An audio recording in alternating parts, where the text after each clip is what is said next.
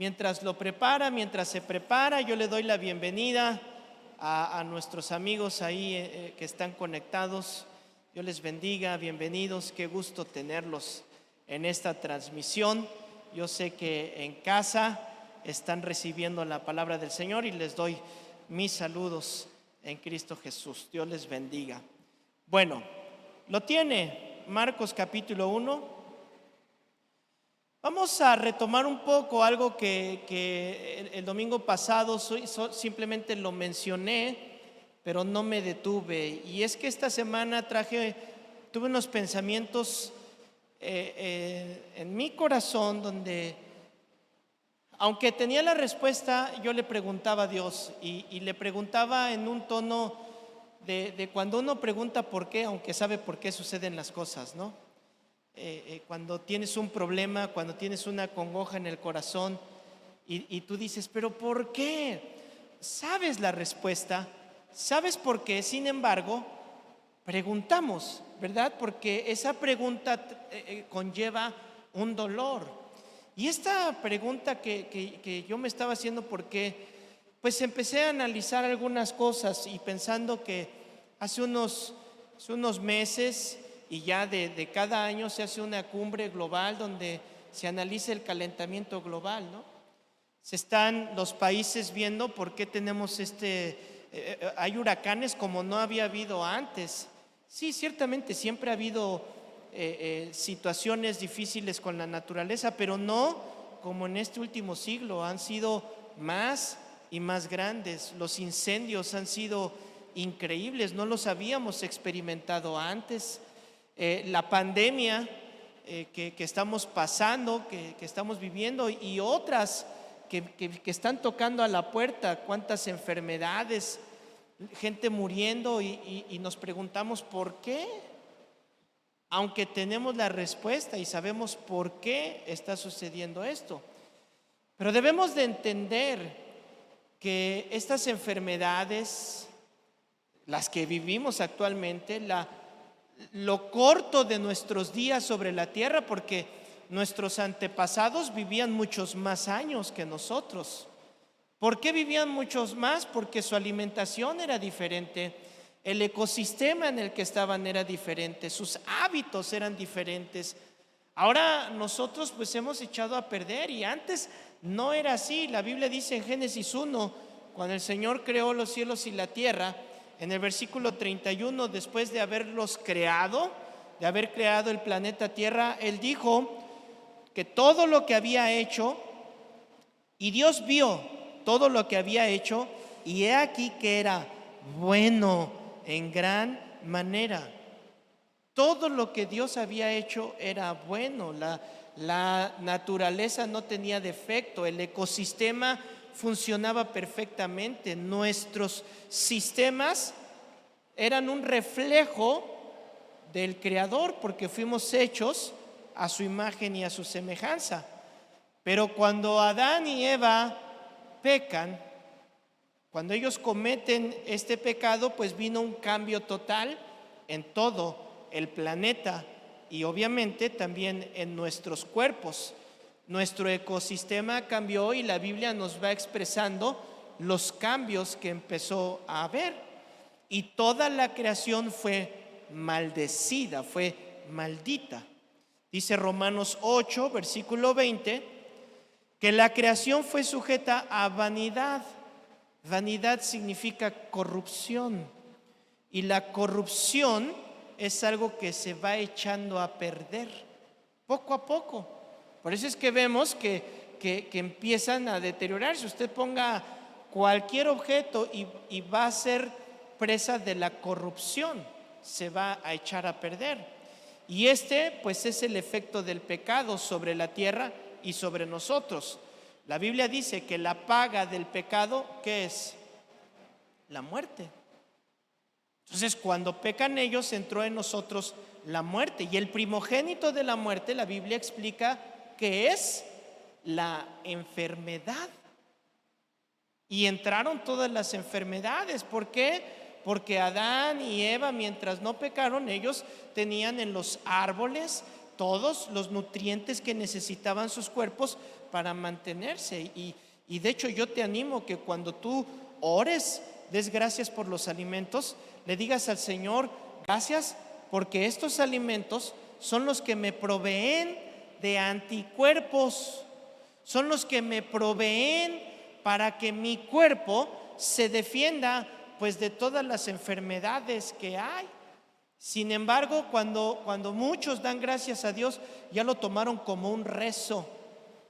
Un rezo es una repetición de algo que está aprendido, y lo repiten pensando que si lo digo 10 veces tiene más poder que si lo dije 5 veces. Y no es así. El poder está en el que escucha, y él escucha una oración sincera, nacida del corazón. Entonces, cuando tú tengas tus alimentos, por ahí alguien decía: ay, es que pues esta semana solo frijolitos. ¿Y sabes cuánto proveen los frijolitos? Amolado el que le está metiendo pizzas, hamburguesas, grasas, azúcar, ese está pero amolado, hermano. Si tú le estás metiendo frijolitos y cuidas lo que comes, hermano, si viene otro virus diferente a este virus, vamos a estar preparados. ¿Por qué? Porque el Señor nos protege. Y quiero hacer una anotación aquí para pedirles, invitarles a que no caigamos tampoco en ser espiritualoides. Si las cámaras voltearan, vieran que todos aquí traen cubrebocas, excepto yo, porque tengo una distancia más que suficiente con todos. Pero entonces, no porque Dios nos proteja, rayamos en ser imprudentes. No, qué pandemia, ni qué 8 cuartos, qué enfermedad, a mí el COVID no me hace nada. Y hermano, el COVID es una realidad, el virus es una realidad. ¿Hay mucha mentira? Sí. Hay mucha mentira, hay mucha mala información, pero sí está. Entonces la Biblia dice que el avisado ve el mal y se aparta, ¿verdad? Tenemos cuidados. ¿O que no lavas tus manos? ¿Por qué lavas tus manos si el Señor te cuida?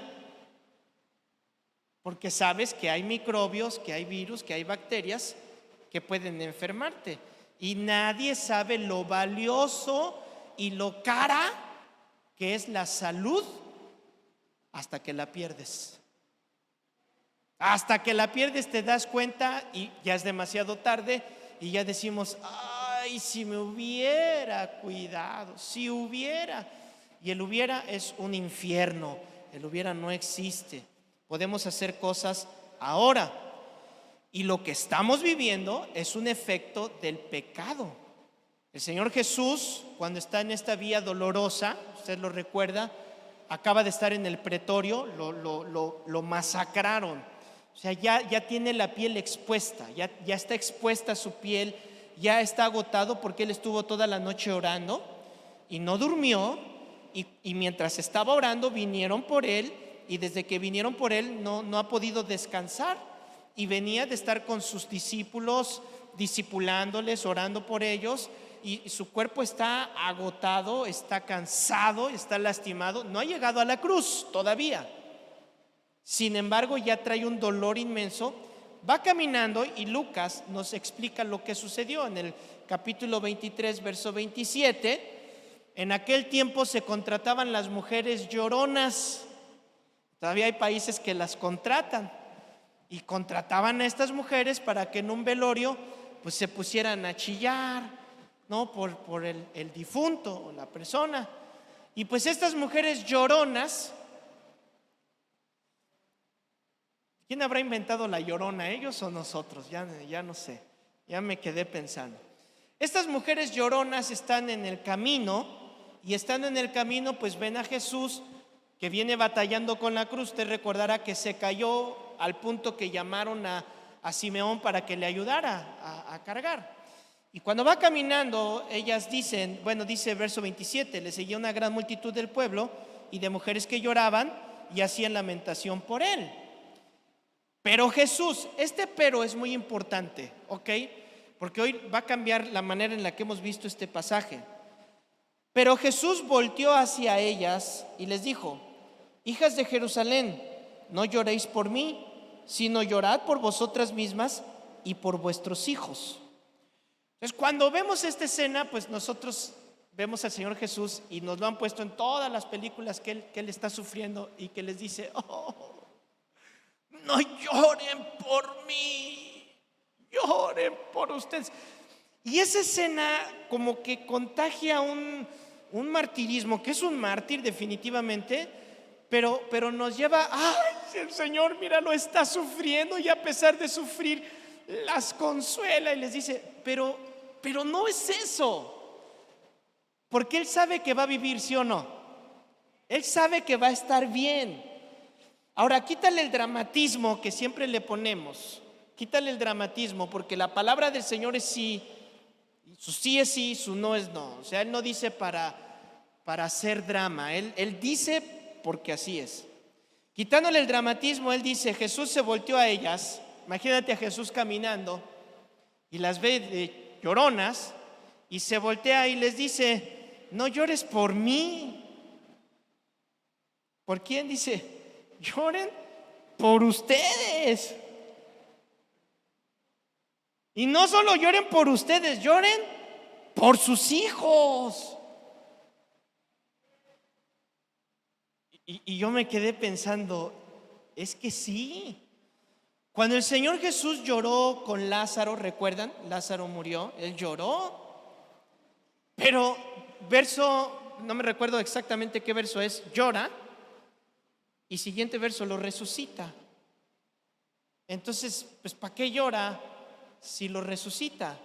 El punto aquí del llanto es que el Señor sabe el dolor que trajo el pecado. El Señor entiende, escúchame, el Señor entiende cuando lloramos por alguien que muere.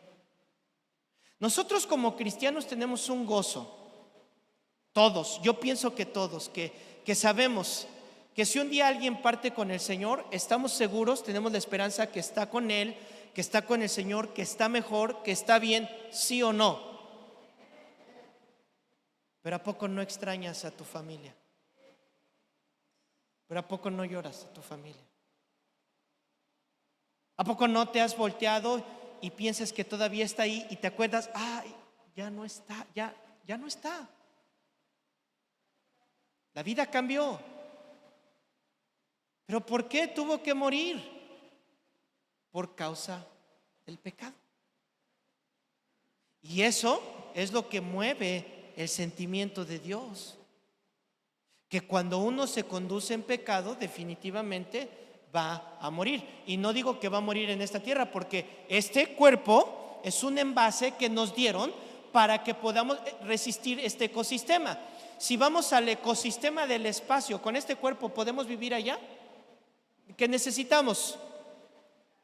Un cuerpo, un traje, algo que nos cubra lo que somos para poder habitar allá.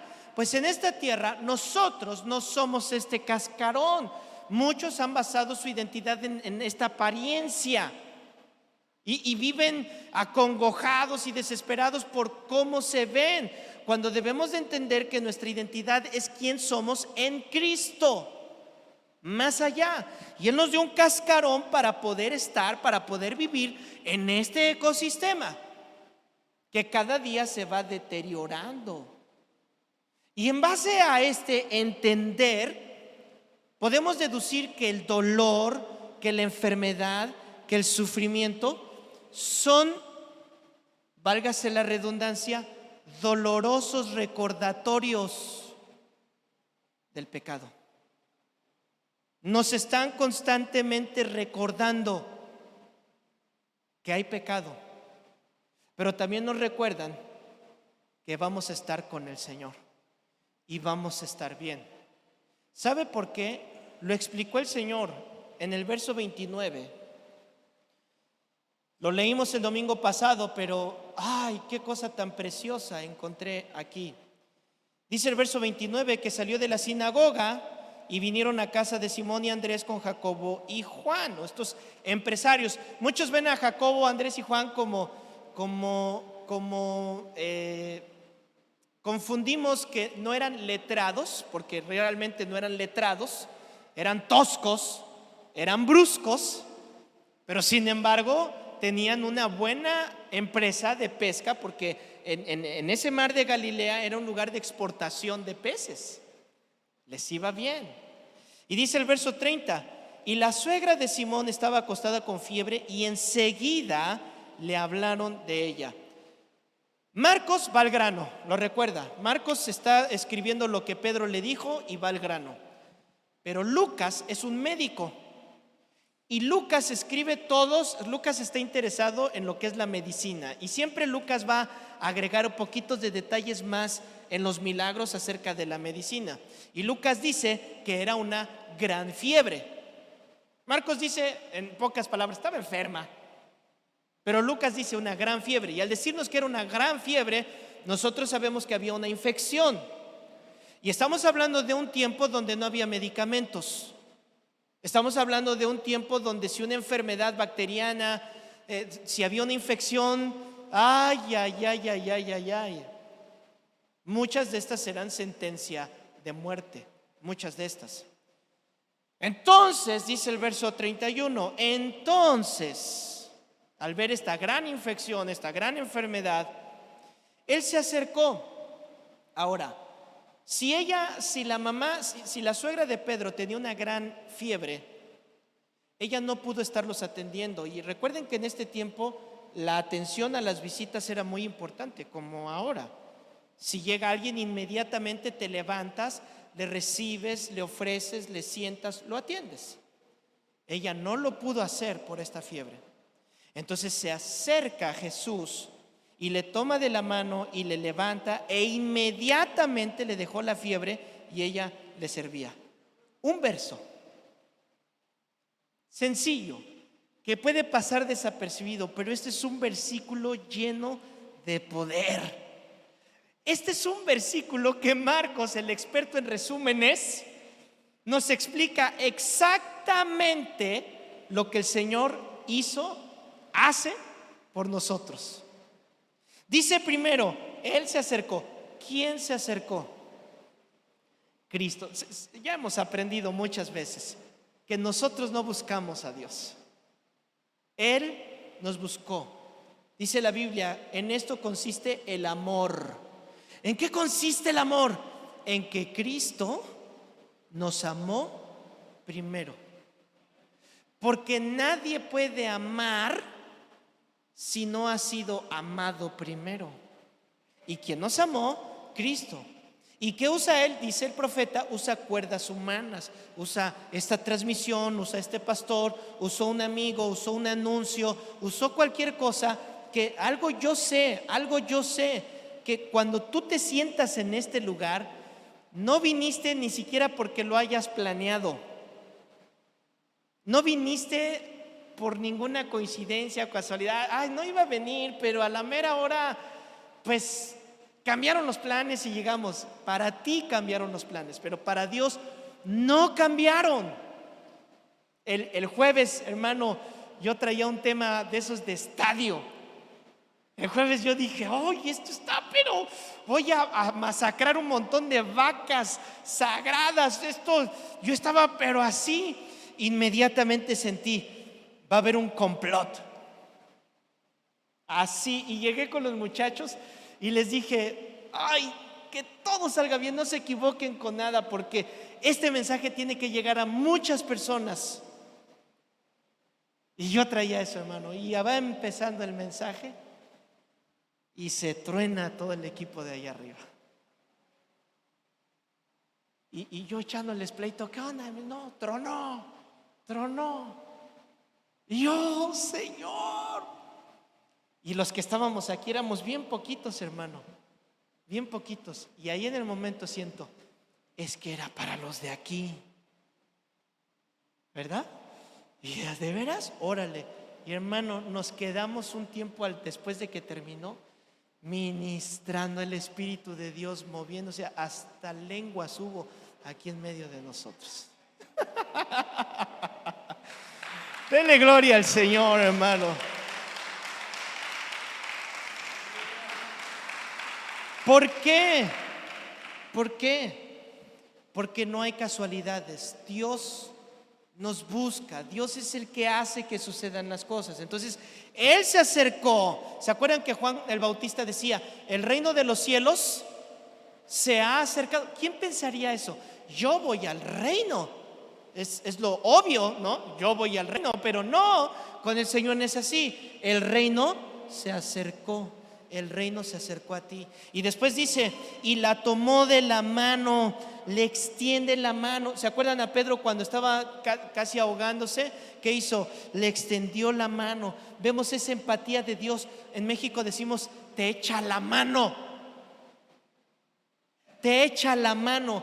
Él se acerca y te echa la mano. Vamos a ver con el leproso ahorita también un milagro donde al leproso le echa la mano. Toca a quien nadie va a tocar. Entonces es cuando todos venimos y aquí va una vaca sagrada, ¿no?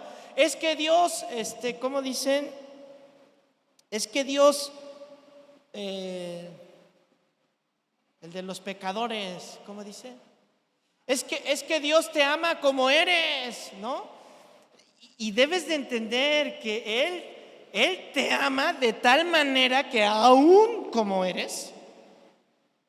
Y voy a volver a enfatizar: aún como eres, se acerca a ti. ¿Sí ya entendió la diferencia? No, Él me ama como soy y yo así seguiré, nunca cambiaré, porque hasta la cantan. No, el Señor te ama aún como eres. Pero su amor es tan grande que inmediatamente te transforma. Y así como eres, te echa la mano, te apapacha. Esto para mí es de mucho, hermano, porque nosotros somos seres afectuosos. Nosotros necesitamos no hay nadie, hasta el más rejego que, ay, a mí no me abracen, a mí no. Todos necesitamos del afecto, de un abrazo, de una sonrisa, una palmada en el hombro que te diga: bien hecho, un ánimo, aquí estoy, agarrarlo. Los hombres expresamos un poquito diferente, ¿verdad? Pero aún nuestro abrazo es un golpe en el brazo, ¿verdad? Bien. Y dice mi esposa: pero qué raro se expresa en el amor. Le estoy diciendo que lo amo cuando lo golpeo. Somos afectuosos.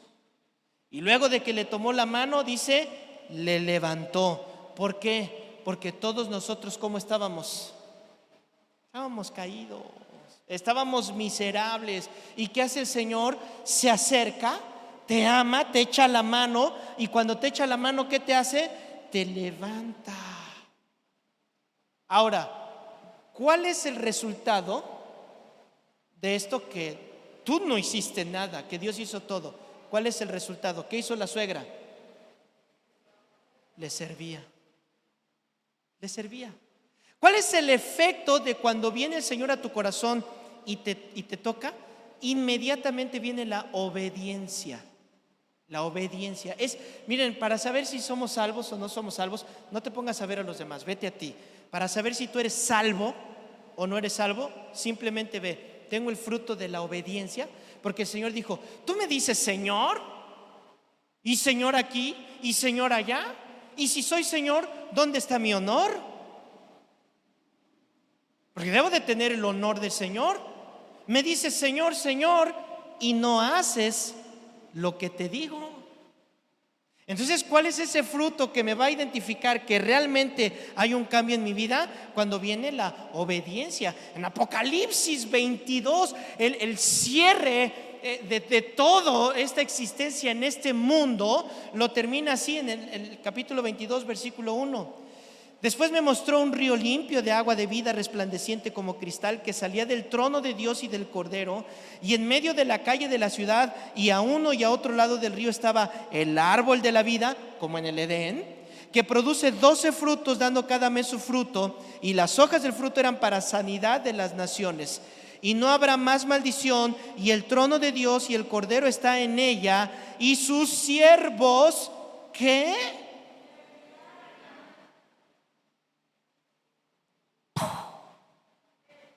¿Qué? No dice que ya no va a haber más trabajo, que voy a descansar de trabajar. Es que el trabajo no es una maldición. Recuerde esto, Adán y Eva trabajaban antes de la maldición. El trabajo no es una maldición. La maldición es que ahora, con el sudor de tu frente, ahora va a haber dolor, ahora va a haber cansancio. Pero trabajar es una bendición. Y servir a Dios es la meta, es el privilegio, es la razón que nos mantiene estimulados, que vamos a poder servirle al Señor. Hay algunos, y yo mismo lo experimenté algún tiempo, que yo decía: Señor, si tan solo pudiera servirte de tiempo completo, quiero estar dedicado a ti. Y mira, el trabajo, la escuela, ir aquí, ir allá, no me permite hacer. Y había un deseo de servirle todo el tiempo. Y si el Señor no te lo permite aquí en la tierra, cuando estemos con Él, la meta es estarle sirviendo. Y es lo que hizo la suegra. Y vea el contraste. Verso 32, cuando llegó la noche, en Marcos 1, cuando llegó la noche, luego que el sol se puso, le trajeron todos los que tenían enfermedades. Y lo vimos, ¿verdad? Que todos se agolpaban e hizo sanidades con todos. Vamos al verso 40. En los versos que pasamos, ha estado toda la noche sanándolos. Durmió un poco, pero al otro día, en la madrugada, antes de que el sol saliera, el Señor Jesús se fue a hacer lo que acostumbraba a hacer. ¿Qué hacía? Orar, orar, orar. ¿Cuándo? Muy de mañana, muy temprano, hermano, muy temprano. Y yo he descubierto que es el mejor momento. Yo te animo, mira, levántate más temprano. Mira, para empezar, si tú te levantas tarde, así te voy a decir, ni pichas, ni cachas, ni dejas batear. Es que quiero tener una empresa, es que quiero estudiar, es que quiero mejorar mis ingresos, es que quiero...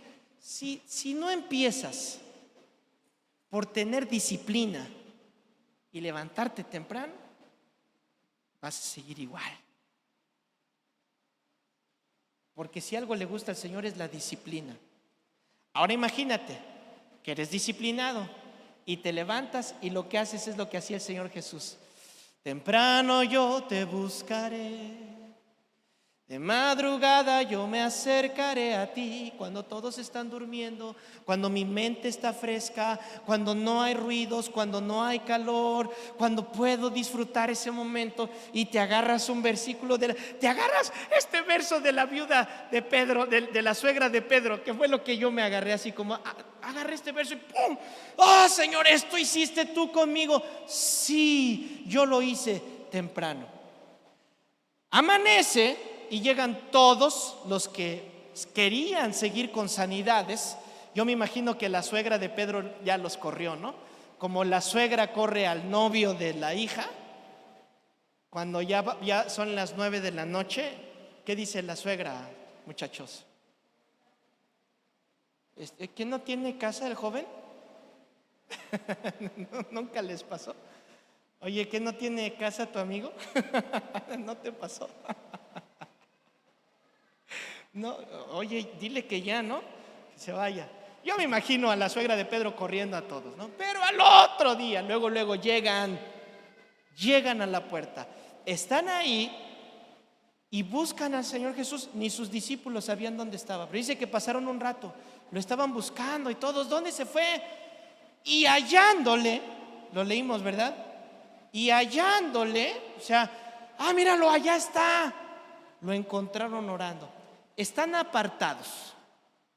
Le hallaron los discípulos y le dijeron: pero maestro, ¿qué haces acá? Si allá está la multitud, allá está la gente, allá está el éxito, allá donde todos te ven, allá donde... Pero si alguien no buscaba multitudes, ni entre comillas éxito, era Jesús. Lo contrario a muchos, ¿verdad? Entre más gente, mejor y más éxito. Y mira, el Señor se enfocó en 12. déjalos ahí que se hagan bolas, ustedes vénganse acá conmigo. Y ahí están, ¿no? Platicando. Y vino a él un leproso. Yo me imagino que el leproso estaba aislado porque no podían estar con la comunidad. Lo vio, se enteró de todo esto, pero no estaba solo el Señor Jesús. Recuerde que ya hay gente con él, porque ya lo encontraron. Y dice que le rogaba e hincada la rodilla le dijo: si quieres, puedes limpiarme. Ahora, Lucas, el médico, nos dice que la lepra que tenía era así. Estaba, Lucas 5:12 dice, lleno de lepra. Ya cambia, ¿verdad? ¿Cómo te imaginas a alguien lleno de lepra? En tiempos antiguos había varios tipos de lepra. Incluso había enfermedades en la piel que no eran lepra, pero al no tener el conocimiento médico, pues le llamaban lepra. Y le decían, pues apártate 15 días y vemos si se te quitó, ¿no? Y como había enfermedades que eran de la piel, que no eran lepra, pues efectivamente se les quitaban y regresaban. Pero la lepra, como la conocemos, la lepra que estaba en los tiempos de Jesús, la historia nos lo deja ver, era una lepra donde la piel se volvía escamosa, toda la piel se volvía escamosa y se empezaba a caer. Es decir, quedaba la piel, la carne expuesta y olía mal y se veía impactante, horrorizaba mirar a alguien con lepra. Imagínate que tú tienes la piel expuesta, heridas abiertas. Ponte una playera. ¿Qué va a pasar? No puedes traer nada. Y aparte, esta lepra sacaba tumores, afectaba los órganos internos. Afectaba en la boca, salían tumores, bolas en la boca que les desfiguraba el rostro. Y estamos hablando de un hombre que estaba lleno de lepra. Y la ley de Levíticos, en Levíticos 13, verso 45 en adelante, decía que si había un leproso, si había alguien que tenía esta enfermedad, bueno, tenía que, dice, y el leproso en quien hubiere llaga llevará vestidos rasgados, o sea, andrajos, ropa rota. Yo no sé si el Señor o esta ley la pensó en que no se les pegara, pero por algo tenían que andar con harapos, ¿no? Roto, su cabeza descubierta y embozado, cubierto, pregonará: ¡inmundo! Imagínense el leproso caminando y tenía que decir: ¡inmundo! Para que la gente que estuviera por ahí, si no se hubiera dado cuenta que estaba enfermo, la sana distancia. No. Y la sana distancia en ese... No, de veras, sí había sana distancia. Era el Talmud explica el Levítico. Y decían, porque ya ven que el Talmud es la interpretación, ¿no? Y dicen, bueno, pues ¿cuánto es la sana distancia? ¿De cuánto cree que era la sana distancia en tiempos de los Levíticos? De 2 metros. Es que, lo descubrieron, ya lo hacían ellos. Y luego de la sana distancia, la sana distancia iba de 2 hasta 50 metros. Ahora sí que dependiendo la cantidad de lepra que tuviera, ¿no? Y entonces imagínate, el leproso tenía que cargar con eso y decirle a la gente: yo vengo así, soy leproso, aléjense de mí, no se acerquen a mí, tengo un mal aspecto, huelo mal.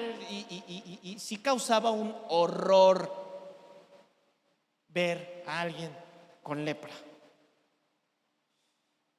Verso 41.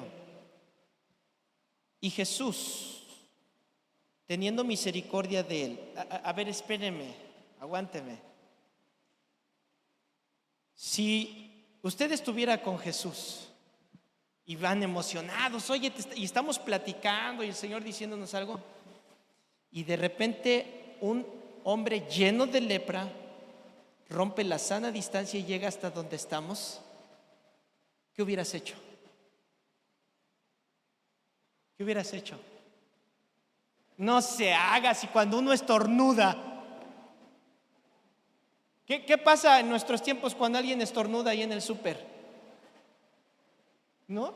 Es más, apenas ve que está y ya salieron todos corriendo, ¿sí o no? Y si a ti se te secó la garganta, te va a agarrar un ataque, no es COVID, no es COVID, no es aguántate, ¿no? Hay una penita, hay un algo, pues con la lepra también había. Y también había el horror de que se te acerque un leproso porque te contagiaba. Y la lepra viajaba en el aire y se contagiaba. Entonces se acerca y dice que Jesús tuvo misericordia de él y le extiende la mano y lo tocó. No tenía que tocarlo. ¿Por qué? Porque él, con solo decirlo, ¿verdad? El leproso le dijo, pues dime y yo voy a ser limpio. El centurión tan solo di la palabra y será limpio. No tenía que tocarlo. Sin embargo, ¿qué hizo el Señor? Lo tocó, porque como a la suegra de Pedro, ¿qué es lo que nos da el Señor? Afecto. Al darte afecto, nos da valor también. Hace un tiempo, hermano, yo vi una persona. Estaba todo cubierto, así toda cubierta, totalmente cubierta, no se le veía nada.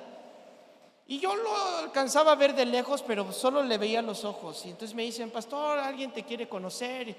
Y cuando yo con esta persona, los ojos los tenía rojos como de sangre, o sea, se veía sangre, ¿no? Y me extienden la mano. Entonces, hermano, si me extienden la mano, yo doy la mano. Si me ponen el puño, yo doy el puño, ¿no? Pero cuando me extiende la mano le veo toda la piel y le veo la cara y le veo todo cubierto de algo. Yo no sé qué. Y en esa fracción de segundos, porque son segundos los que te tardas en dar la mano, en esa fracción de segundos me pasó todo el Talmud, hermano, en la cabeza. Me pasaron todas las leyes en la cabeza. Y entre todo pasarme el Talmud, me pasó Marcos 1:41. ¿Qué tienes? ¿Qué te pasa? Y ya me explicó. Y hermano, esa sola experiencia a mí me dejó como wow. Pero nosotros vemos a alguien que es alcohólico y ya no te le quieres acercar. ¿Ves a alguien que huele mal porque no se ha bañado en días y no te le quieres acercar?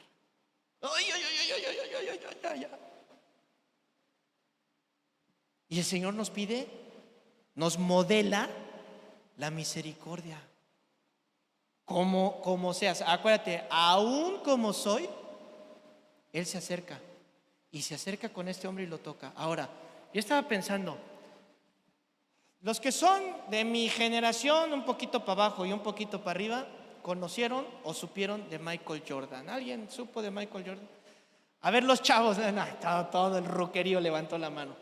A ver, los chavillos, los adolescentes, ¿saben quién es Michael Jordan? ¿Saben? Ok. Ok, a ver, ¿cuánto cuesta un balón de básquetbol en el Walmart? ¿Cuánto? Tú debes de saber. 150 pesos un balón, ¿ok? Un balón, y tengo el balón. ¿Cuánto cuesta un balón autografiado por Michael Jordan?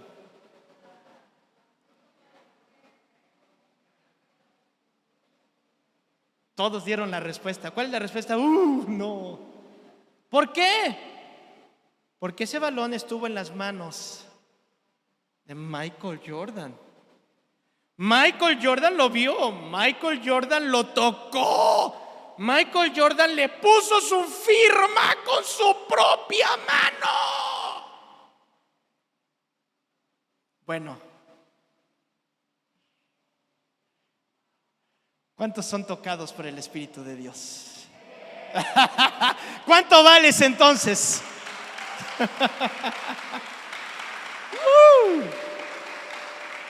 Y puso su sello en nosotros. Por eso es que cuando alguien llega y ay, es que yo ay, me veo mal y no me gusto. Ay, tú tienes la firma en ti del Espíritu Santo. Yo tengo una pelota toda fea, sucia, pero que me la firmó un beisbolista y la tengo hasta ahí decoradita. ¿Por qué?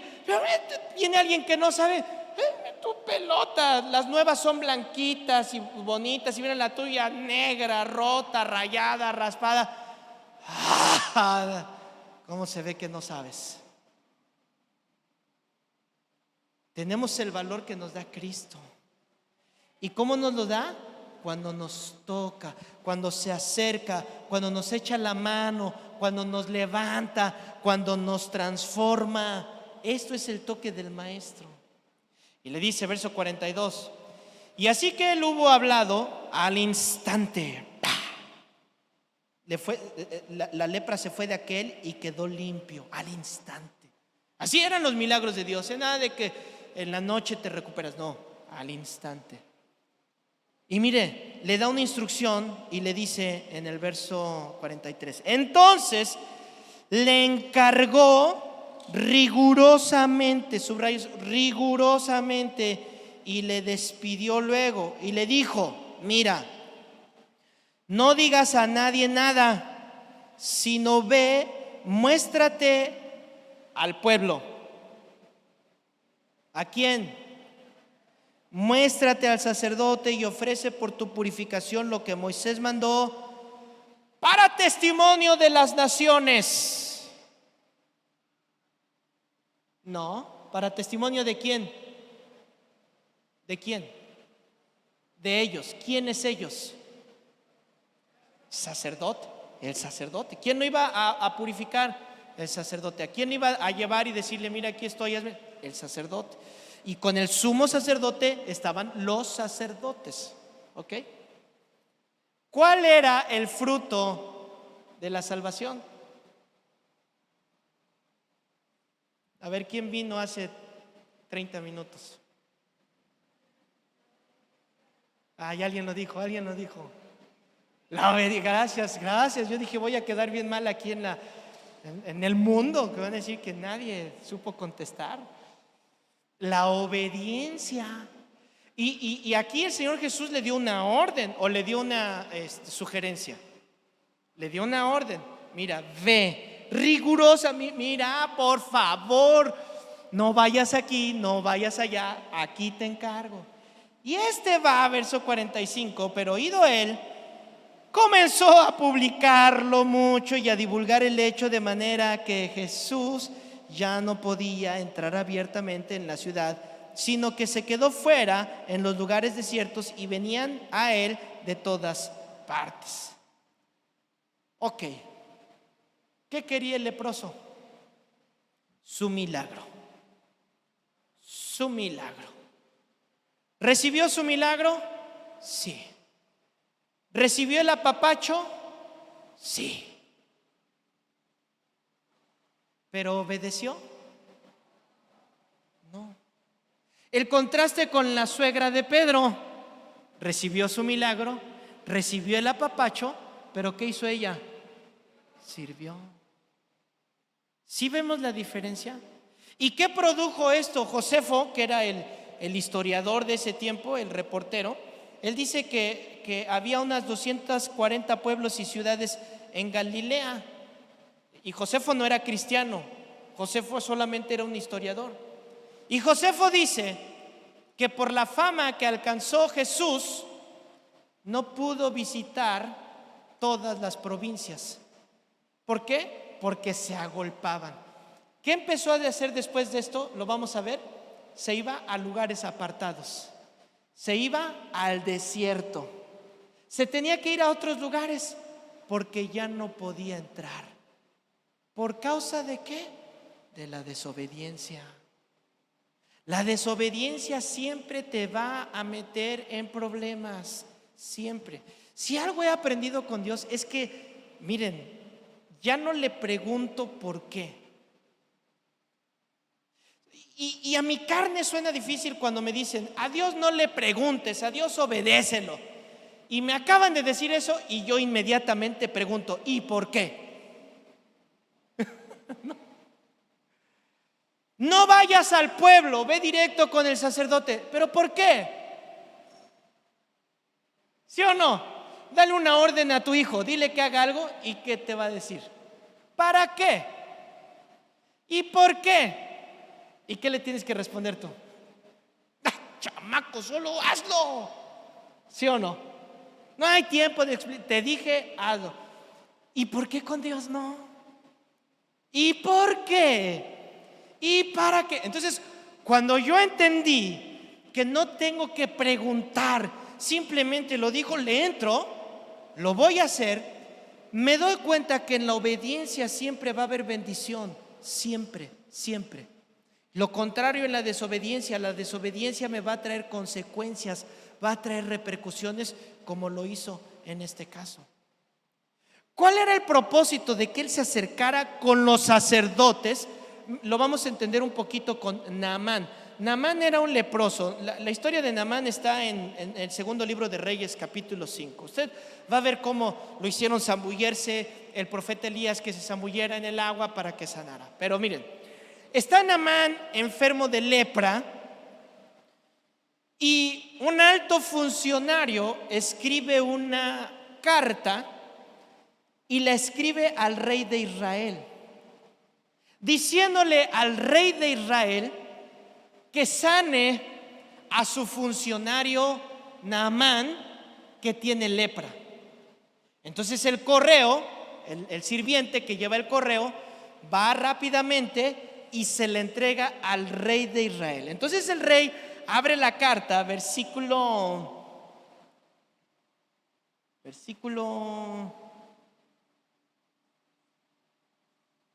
7. Luego que el rey de Israel leyó las cartas, rasgó sus vestidos y dijo: ¿soy yo Dios que mate y dé vida para que éste envíe a mí a que sane a un hombre de su lepra? El mismo rey, porque recuerde que en estas culturas empezaban a considerar al rey un semidios. Al faraón lo consideraban un semidios, al César le decían el Señor, el Curios. Muchos dicen, es que al César le decían el Señor y a Jesús le decían el Señor. Es que lo consideraban un Dios, por eso le decían así. Y cuando escriben la carta y le dicen, quítale la lepra, el rey rasga las vestiduras y dice, ¿acaso soy Dios? ¿Quién es el único que quita la lepra? Dios, el único. ¿Y ustedes creen que estos sacerdotes y el sumo sacerdote no sabían estas leyes? Ellos las sabían, ellos conocían. Y había una ley que decía que el leproso tenía que ir con el sacerdote y el sacerdote lo veía y le decía 14 días, 15 días, 50 días. Y si se le quitaba la lepra, llegaba con una palomita y hacían un ritual. Y entonces el sacerdote en este ritual lo declaraba y decía: te declaro limpio, te declaro puro, ya no hay vergüenza, ya puedes andar libremente. Entonces, como era la autoridad, ¿cómo se sentía el leproso? Ahora, seamos congruentes. ¿Cuántos creen que sanaban de la lepra? No sanaban. No sanaban. La lepra era una sentencia de muerte para quien le diera. Una muerte lenta y dolorosa. Entonces, cuando el leproso fuera con el sacerdote y lo viera y le preguntara: ¿qué te pasó? Y él le dijera: Jesús, el de Galilea, el de Nazaret, me sanó. ¿Para quién iba a ser el testimonio? Para el sumo sacerdote. Ahora, ¿Quién estaba obsesionado con llevar a la cruz a Jesús? ¿Tuvo oportunidad de darse cuenta que Jesús era el Mesías? Sí. Y no, nada más, ahorita llevamos una. Espérate, todavía nos faltan otros 13 capítulos. Tuvo muchas oportunidades. A veces, por desobedecer a Dios, se nos van oportunidades, hermanos. Una vez yo estaba en el metro y vi a una persona que estaba llorando y la vi sufriendo, e inmediatamente sentí en mi corazón. Yo llevaba una paleta que me habían regalado, y esta voz me decía: ve, ora por esa persona y regálale la paleta. Pero el metro de la Ciudad de México, hermano, está lleno.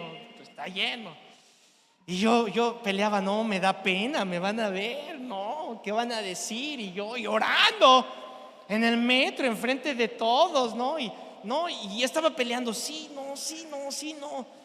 Y ay, es que ¿qué hago? Y viene una estación y abren las puertas y yo, la siguiente estación voy. Y así me eché como 3 y en lo que estoy, abren las puertas y se va la persona. Y cuando se fue, hermano, le voy a decir algo: esto me siguió por años. Me siguió por años. Y yo, ¿cómo? Y no. Y pensando, hiciera que esa persona escuchara, y si algo tenía Dios y yo no lo hice. No.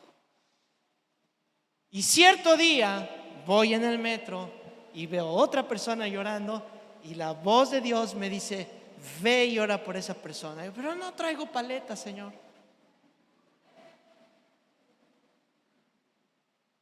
No, hombre, así, miren, me acordé, y ni tardo ni perezoso fui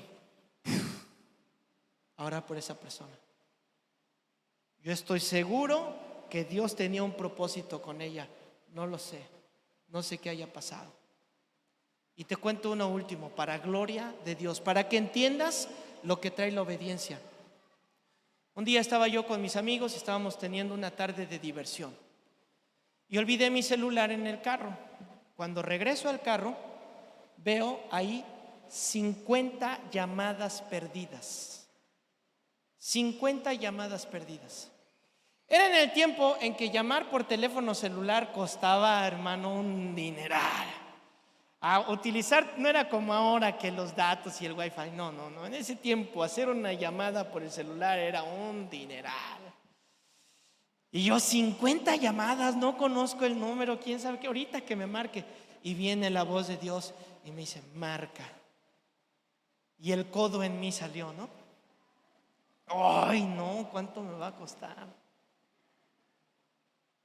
Pero me acordé del metro.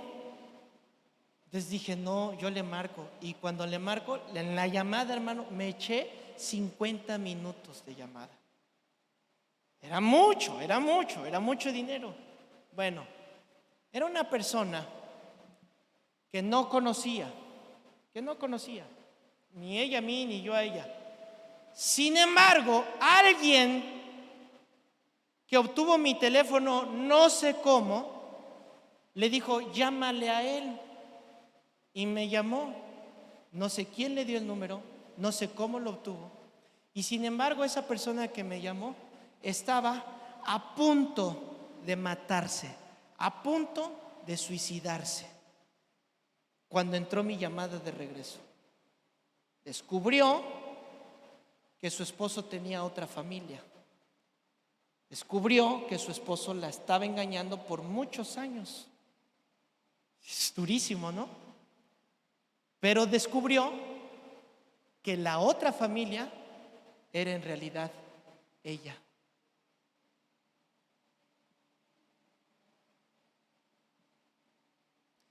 Esa señora, pasaron muchos años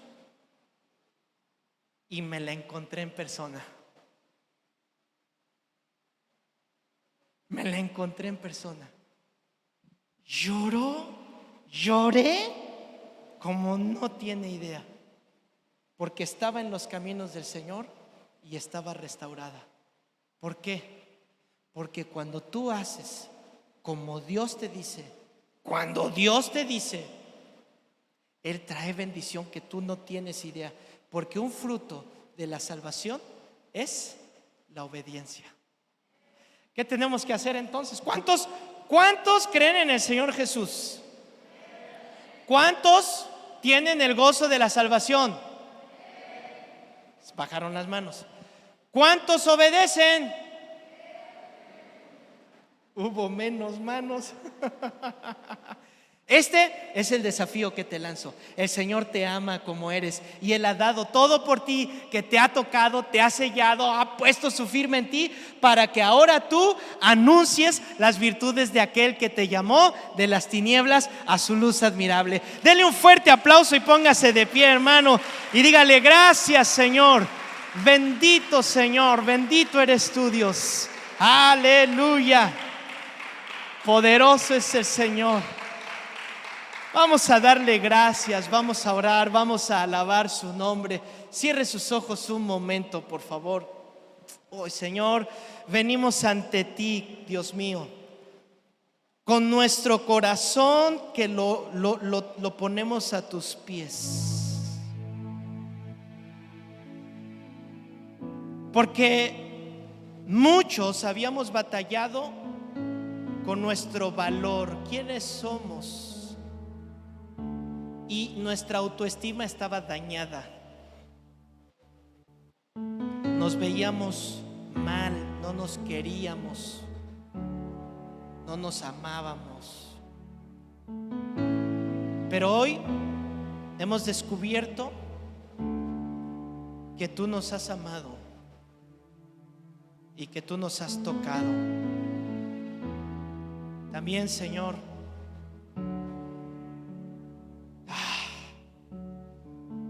tenemos un carácter feo y nos hemos jactado de que tú nos amas así como somos. Pero hoy entendemos que tú nos amas aún como somos.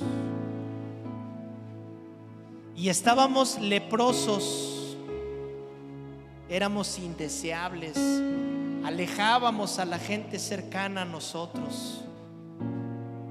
Cuando llegábamos ellos se iban, no querían estar por nuestro carácter, no querían hablar o no quieren hablar con nosotros porque saben que somos feos, que somos groseros. No quieren acercarse, a abrazarnos, a saludarnos porque apestamos, Señor. Nuestra manera de hablar, nuestra manera de expresarnos hace que las personas se alejen de nosotros. Sin embargo,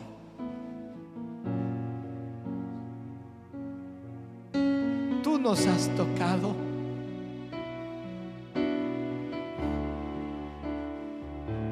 Siendo la piltrafa que éramos, tú nos has tocado, Señor. Y has puesto valor a nuestras vidas. ¿Por qué Él ha puesto valor a tu vida? Dile y dilo, dilo en una voz audible que tu alma escuche. Y dile: Él me ha tocado y yo tengo valor en el Señor. Soy valiosa. Dilo en voz audible, así como David decía: alma mía, escúchame. Dile a tus sentimientos: soy valiosa para Dios. Soy valiosa en Dios.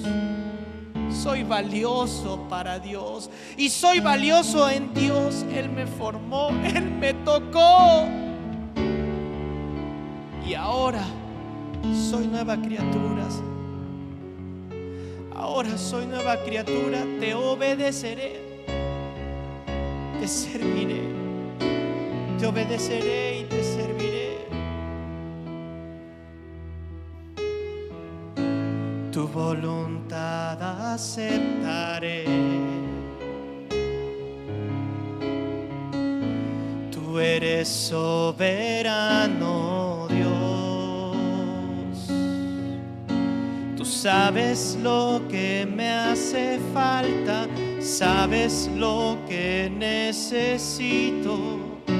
Solo de ti quiero aprender.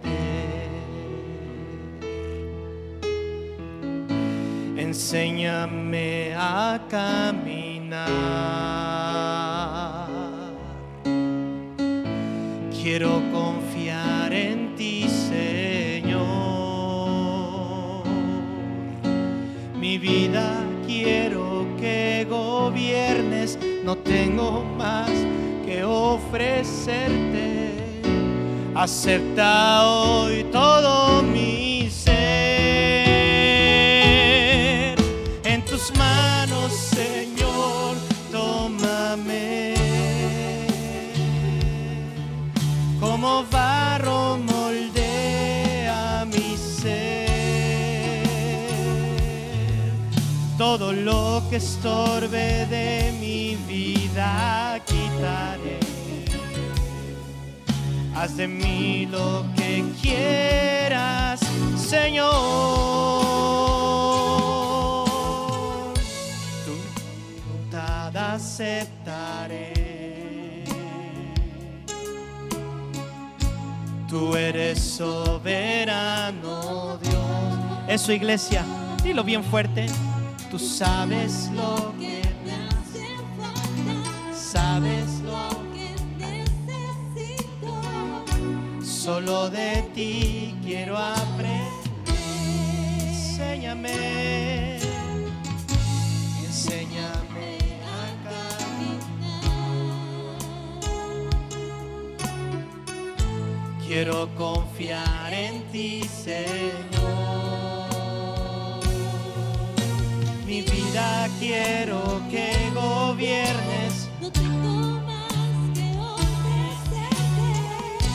Acepta hoy todo mi ser. En tus manos, Señor, tómame. Como barro moldea mi ser. Todo lo que estorbe de mi vida quitaré. Haz de mí lo que quieras, Señor.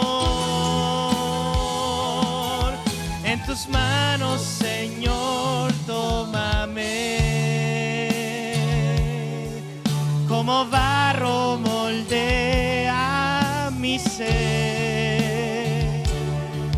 Todo lo que estorbe de mi vida quitaré. Haz de mí lo que quieras, Señor. En tus manos, Señor, tómame. Sí, iglesia, sí, dile.